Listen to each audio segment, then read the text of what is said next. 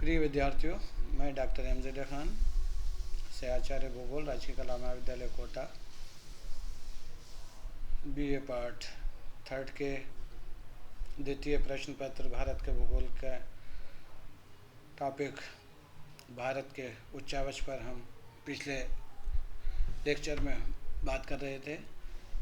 हिमालय जो हमने मुख्य रूप से 5 भागों में विभाजित किया था, उसमें हमने हिमालय पर्वत की बात की थी।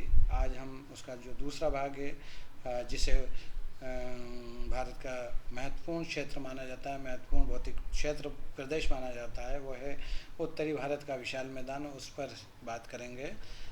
हिमालय पर्वत के ये दक्षिण में सिंधु, गंगा और ब्रह्मपुत्र नदियों द्वारा जो निक्षेपित और निर्मित मैदान है, उसको हम उत्तरी भारत के विशाल मैदान के रूप से के नाम से भी जानते हैं।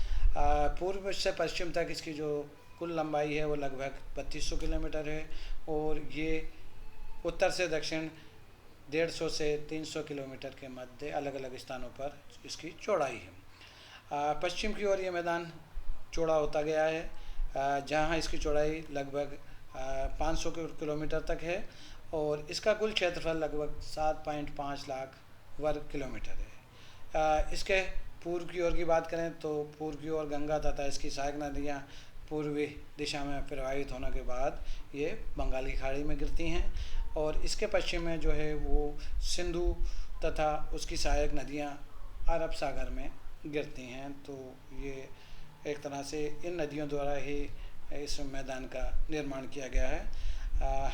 उत्तरी जो विशाल मैदान है भारत का, वो पूर्णतया सपाट है और समतल मैदान के रूप में। मिट्टी की विशेषता तथा ढाल के आधार पर उत्तरी भारत के विशाल मैदान की विविधताओं का वर्गीकरण 7 भागों में किया जा सकता है, जिसमें पहला हम कह सकते हैं भाबर, दूसरा तराई, तीसरा बांगड़, चौथा खादर, पांचवा रेह, छठा भूड़ तथा सातवां हम डेल्टा।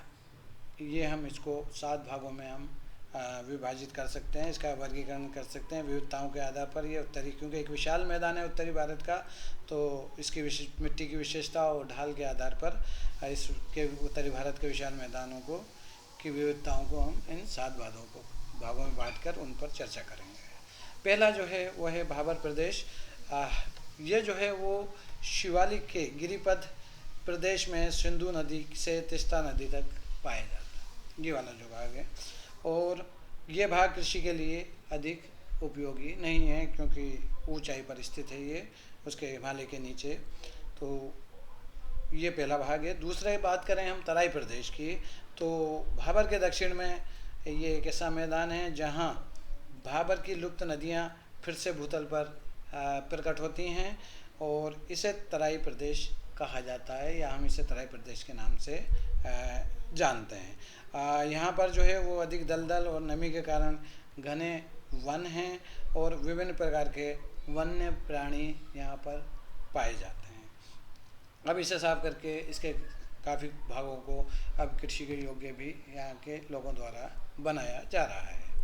तीसरा जो भाग है उसे हम बागड़ प्रदेश कह सकते हैं। ये पुरानी जो जलोढ़ मिट्टी है उसके द्वारा बना है, और सतलज के मैदान तथा गंगा के ऊपरी मैदान में बांगड़ का विस्तार विशेष रूप से हमें देखने को मिलता है, और कृषि के लिए ये उपयोगी क्षेत्र है एक प्रकार से।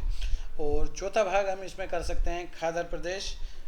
इस क्षेत्र में प्रतिवर्ष नदियाँ बाढ़ का पानी लेकर आती हैं, जिससे कि नवीन मिट्टी यहाँ पर भिज जाती है, और हर वर्ष नई मिट्टी के जमाव के कारण ये बड़े उपजाऊ भाग होते हैं और कृषि कार्य में बहुत महत्वपूर्ण भूमिका का निर्वहन करते हैं। तो ये जो क्षेत्र है वो कृषि कार्यों की दृष्टि से, कृषि उपज की दृष्टि से ये एक तरह से बहुत ही उपजाऊ, मिट्टी के उपजाऊपन के कारण बहुत महत्वपूर्ण भाग है। पांचवा जो इसका विभाजन हम कर सकते हैं या वर्गीकरण कर सकते हैं वो है रेह।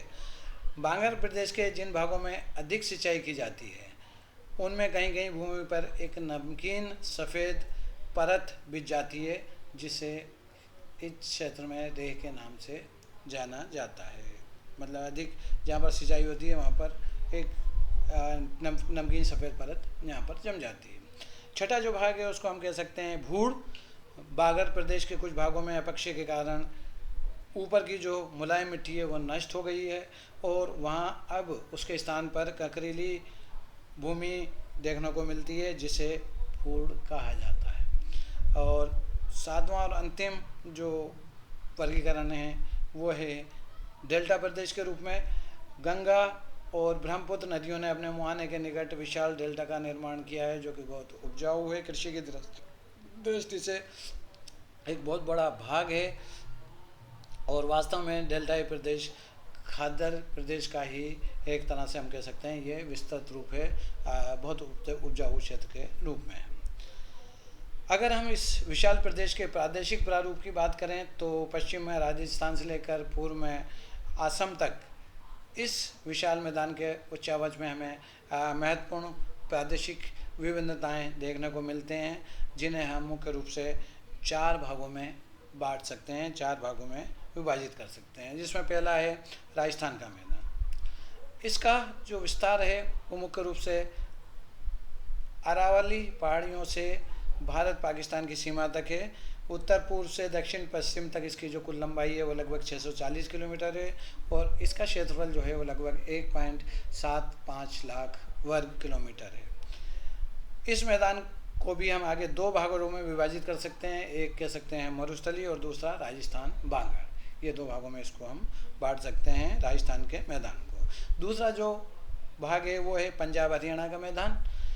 ये एक चौरस मैदान है जिसका क्षेत्रफल 1.75 लाख वर्ग किलोमीटर है और राजनीतिक दृष्टि से इसका विस्तार जो है वो या प्रशासनिक दृष्टि से कहें या राजनीतिक दृष्टि से कहें, इसका जो विस्तार है वो पंजाब, हरियाणा और दिल्ली में है। 3 इन राज्यों में है।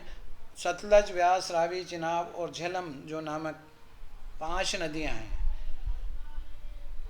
उनके द्वारा 2 आबों का बना मैदान है ये। और इस मैदान के 5 दोआब जो हैं वो निम्न रूप में हम उन्हें जान सकते हैं। नंबर 1 है व्यास एवं सतलज के बीच का जो विस्तृत है वो है विस्त जालंधर दोआब। दूसरा जो है व्यास और रावी के बीच का, उसे हम बारी दोआब के नाम से जानते हैं। तीसरा जो है वो रावी और चिनाब के बीच का जो है वो रेशना दोआब कहलाता है। चौथा चिनाब और झेलम के बीच का जो है वो चाज दोआब कहलाता है। और 5वां जो है वो झेलम, चिनाब एवं सिंधु के बीच का जो है वो सिंध सागर दोआब के नाम से जाना जाता है। तीसरा भाग जो हमने इसमें किया है वो है गंगा का मैदान। गंगा का मैदान उत्तर प्रदेश, बिहार और पश्चिम बंगाल में फैला हुआ है, वहाँ तक विस्तृत है। और ये मैदान जो है हिमालय से निकलने वाली गंगा तथा इसकी सहायक नदियों जैसे यमुना, गोमती, घाघरा, गंडक तथा कोसी के निक्षेप क्रिया द्वारा बनाया गया है। और इसका ढाल जो है वो पूर्व तथा दक्षिण पूर्व की ओर है। और गंगा के मैदान को हम निम्न 3 और भागों में बांट सकते हैं, जिसमें नंबर 1 ऊपरी गंगा का मैदान, नंबर 2 मध्य गंगा का मैदान और तीसरा हम कह सकते हैं इसको निम्न गंगा का मैदान। चौथा जो भाग है इसका वो है ब्रह्मपुत्र का मैदान। इसे हम ब्रह्मपुत्र की घाटी भी कह सकते हैं या इसे ब्रह्मपुत्र की घाटी के नाम से भी जाना जाता है।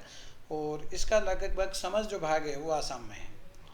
ये 3 ओर से पर्वतों तथा पहाड़ियों से घिरा हुआ है और इसके उत्तर में हिमालय की पर्वत श्रृंखलाएँ हैं, पूर्व में पटकाई व नागा श्रेणियाँ हैं और दक्षिण में गारो, खासी और जयंतिया की जो है वो पहाड़ियाँ स्थित हैं।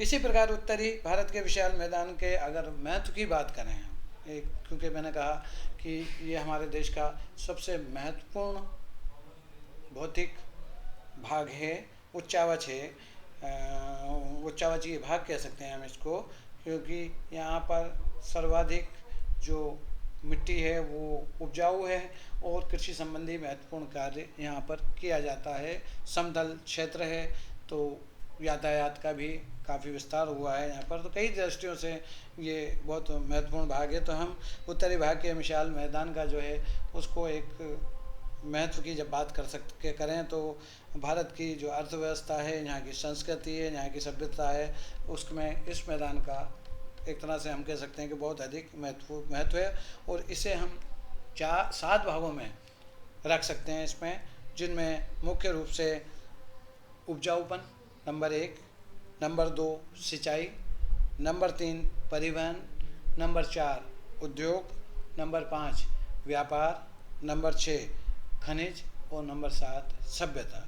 इन सातों बिंदुओं के आधार पर उत्तरी भारत का जो विशाल मैदान है, इसका हमारे लिए या हमारे देश के लिए महत्व एक तरह से बहुत अधिक बढ़ जाता है, और बहुत ही ये उपयोगी है हमारे देश और देश के विकास के लिए, देश के लोगों के विकास के लिए। यह बहुत ही महत्वपूर्ण भारत का उच्चावचीय क्षेत्र है या भौतिक क्षेत्र प्रदेश है। तो आज हम यहीं से समाप्त करेंगे, और अगले वीडियो लेक्चर में हम तीसरा जो भाग है प्रायद्वीपीय भारत की बात करेंगे, या प्रायद्वीपीय पठार की हम बात करेंगे। धन्यवाद।